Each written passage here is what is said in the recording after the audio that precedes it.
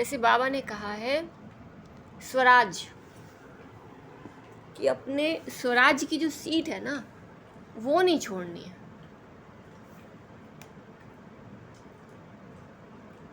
अपने स्वराज की सीट नहीं छोड़नी है। पहला जो स्वराज मिलता है ना वो हमें, बाबा ने मुझे मधुबन में एक अभ्यास कराया था, और चलते फिरते अभ्यास, कि अब हमें देखो मेन अभ्यास क्या करना है, मैं आत्मा हूँ। अब 24 घंटे ये तो नहीं बोलते रहेंगे मैं आत्मा हूँ, मैं आत्मा हूँ, मैं आत्मा हूँ, मैं आत्मा हूँ, ये 24 घंटे तो नहीं बोलेंगे, है ना। अब चलते फिरते आत्मा समझ के परमात्मा से कनेक्शन जोड़ना है, ठीक है। तो वो क्या, उसका क्या युक्ति बाबा ने दी कि बच्चे आप अपनी को कैसे उस सीट पर सेट करो, बैठे हुए भी और चलते फिरते भी। जो ब्रह्मा बाप ने, जब शिव बाबा सबसे पहले धरती पे ब्रह्मा बाबा के तन में आए थे, तो शिव बाबा कहते हैं, मैं गीता में भी लिखा है, हे अर्जुन मैं तुमको राजयोग सिखा के राजाओं का राजा बना देता हूँ, ठीक है। यानी राजयोग मैं ही सिखाता हूँ। तो शिव बाबा ने जब ब्रह्मा बाबा के तन में जब पहली बार आए थे, और स्टार्टिंग में जब बाबा ने उनके वहाँ पे जो सत्संग में सब इकट्ठे होते थे, तो सबसे पहले बाबा ने ब्रह्मा बाबा को कौन सा अभ्यास कराया था, जिससे कि वो धीरे धीरे शिव बाबा उनके तन में आए। उससे पहले बाबा ने कौन सा अभ्यास कराया था, बताओ। क्वेश्चन है ये, बहुत इंपॉर्टेंट क्वेश्चन है। वहाँ टेस्ट होते हैं ना, क्वेश्चन आंसर होते हैं ना, क्यूरीज कंपटीशन होते हैं। तो बताओ कि सबसे पहले शिव बाबा ने ब्रह्मा बाबा को जब राजयोग सिखाया था, राजाओं का राजा बनाने के लिए, तो सबसे पहला अभ्यास कौन सा कराया था? राजयोग मेडिटेशन का कौन सा अभ्यास सबसे पहले कराया था, बताओ।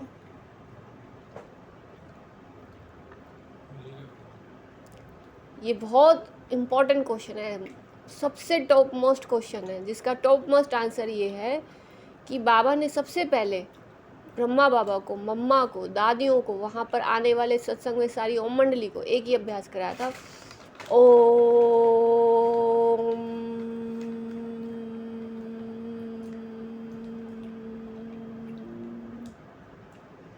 इस ओम की ध्वनि से ही शिव बाबा का आह्वान होता था। तो गहरी सांस भर के ओ, इसको फिर बाबा ने बहुत अच्छे से इसको लॉजिकल क्लियर किया है। ओ, ये क्वेश्चन पूछा बाबा से कि बाबा ये अभ्यास क्यों करना है हेल्थ ठीक करने के लिए, बच्चों ने पूछा ये। तो बाबा ने कहा कि इसका अर्थ जो है ना वो आत्मा की चेतनता से जुड़ा है, और चेतन आत्मा में ही सारी प्राण ऊर्जा शक्तियाँ जो होती हैं वो बॉडी में ट्रांसफ़र होती हैं। अब ये चेतना जब परमात्मा से कनेक्ट होती है तो वो ऊर्जा जो होती है, वो परमात्मा की ऊर्जा तो कंटिन्यूसली सूर्य की तरह मिलती है, लेकिन फोकस हो जाती है आत्मा के ऊपर, और फिर आत्मा यथार्थ रीति हाई फ्रिक्वेंसी में चली जाती है, ठीक है। अब इसका अभ्यास कैसे करना है? ओम।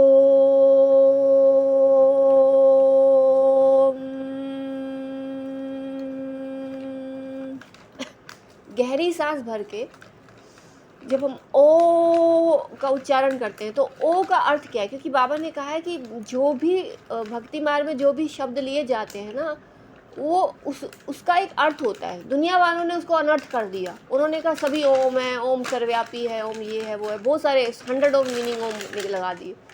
अब क्योंकि बाबा कहते हैं भक्ति विस्तार है, मैं लेकिन गीता का सार सुनाता हूँ, भक्ति विस्तार है। तो बाबा ने ओम का अर्थ बताया, ओ। तो बाबा ने कहा ये जो ओ है ना, ओ, इसका अर्थ, ये खुद बाबा ने बताया कि ओ का अर्थ है कि जैसे हम प्रोनाउन यूज़ करते हैं, आई, वी, ही, शी, या हे, हेलो, हाय, किसी को बुलाते हैं, है ना, किसी को हम इन्वोक बुलाते हैं, हेलो हेलो करते हैं, ठीक है। तो जब हम ओ, तो गहरी सांस भर के जब हम ओ बोलते हैं, तो हम आत्मा अंदर जो है ना सोल कॉन्शियसनेस में नहीं है। आत्मा क्या है, अंदर बेहोश पड़ी है। आत्मा जब सोल कॉन्शियस नहीं है तो बॉडी कॉन्शियस है, और बॉडी कॉन्शियस है और सोल कॉन्शियस नहीं है, तो इसका मतलब सोल अनकॉन्शियस है, ठीक है। तो जो अनकॉन्शियस सोल है, उस सोल को हमें सोल कॉन्शियसनेस में लाना है, और ये अभ्यास कोई नहीं करता। बॉडी कॉन्शियसनेस में सब पड़े रहते हैं 24 घंटे, है ना, लेकिन वो सोल कॉन्शियसनेस में आने का अभ्यास कोई नहीं करता।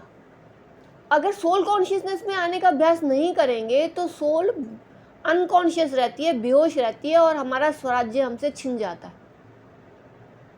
ये चीज़ बाबा ने खुद बताई है।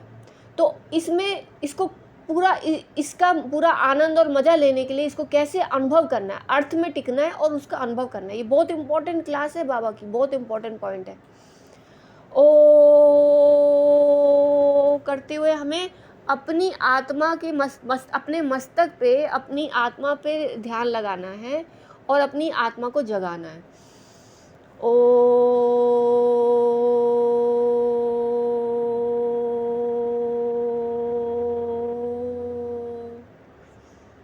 तो ये ओ करने से क्या हो रहा है कि आत्मा की जो चेतना की जो ऊर्जा बिखरी हुई है ना, वो उसकी कॉन्शियस जागृति में हम आने लगते हैं।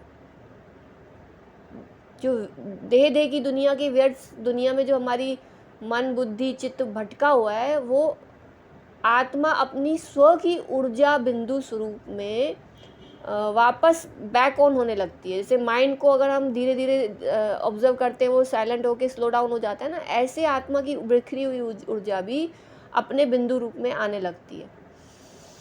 ओम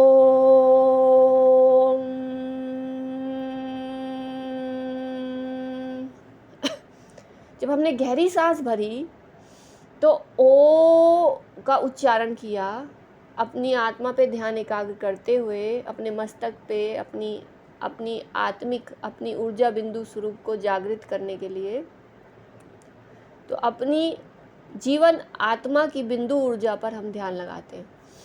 ओ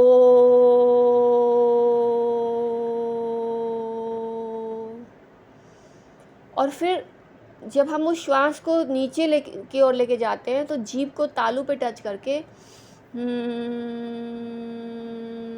गुंजन करते हैं।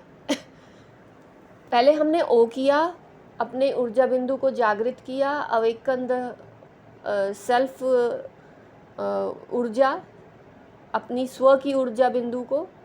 फिर जब हम जीभ को तालू पे टच करके करते हैं, एक मिनट, ये रिकॉर्डिंग हो रही है, एक मिनट, इसको बंद करना, ये पूरा करने देना, एक लाइन रह गई। जब हम जीभ को तालू पे टच करके करते हैं तो ये क्या करता है, ये हमारी बिंदु स्वरूप में स्थित करा के अपने बिंदु स्वरूप का रस लेती है आत्मा। जैसे भंवरा क्या करता है, फूल पे बैठ के गुंजन करते हुए रस लेता है ना उसका, ऐसे ही हमें अपने बिंदु स्वरूप में, अपने सतोगुण स्वरूप का, क्योंकि आत्मा सत्य है, सतोगुण है, तो अपने सत्य स्वरूप, पहले तो हम अपने ऊर्जा बिंदु पे कॉन्सेंट्रेट हुए, फिर हम अपने बिंदु स्वरूप में स्थित हो गए। अब स्व में स्थित होके कंटिन्यूसली आत्मा क्या कर रही है, अपने स्व में स्थित होके अपने स्व के सत्य का, अपने स्व के सत्य स्वरूप का रस लेती है, सतोगुण स्वरूप का रस लेती है। तो अपनी आत्मा की ऊर्जा का रस लेती है, अपनी शुद्ध स्वरूप का, क्योंकि सबसे पहले आत्मा का जो मूल स्वरूप है, स्वभाव है, वो शांति से भी पहले ओम ओम शुद्धतम शुद्ध है। क्योंकि आत्मा जब अपने शुद्धतम शुद्ध स्वरूप में होती है, उसमें कोई भी व्यर्थ और नेगेटिव संकल्प या कोई भी इम्प्योरिटी जो होती है ना, वो मिक्स नहीं होती है। आत्मा अपनी शुद्धता की फॉर्म में होती है, एकदम प्योर स्टेट में, जहाँ कोई, क्योंकि दुख और अशांति का कारण ही जो है ना ये है, एक अगर हमें एक भी व्यर्थ संकल्प, एक भी नेगेटिव संकल्प होता है या प्रभाव होता है किसी भी नेगेटिविटी का, तो वो हमारी शुद्धि में विघ्न डालता है। क्योंकि आत्मा संपूर्ण शुद्ध है, उसके चित्त पे जरा सा भी अशुद्धि ठहरनी नहीं चाहिए। तो इसलिए सबसे पहला अभ्यास है ओम शुद्धतम शुद्ध। फिर है शांत चित्त। जब ओम शुद्धतम शुद्ध की स्थिति में आते हैं, चित्त एकदम स्वच्छ हो जाता है, स्वरूप कैसा हो जाता है, शांत स्वरूप, शांत चित्त। ओम शुद्धतम शुद्ध, शांत स्वरूप, शांत चित्त।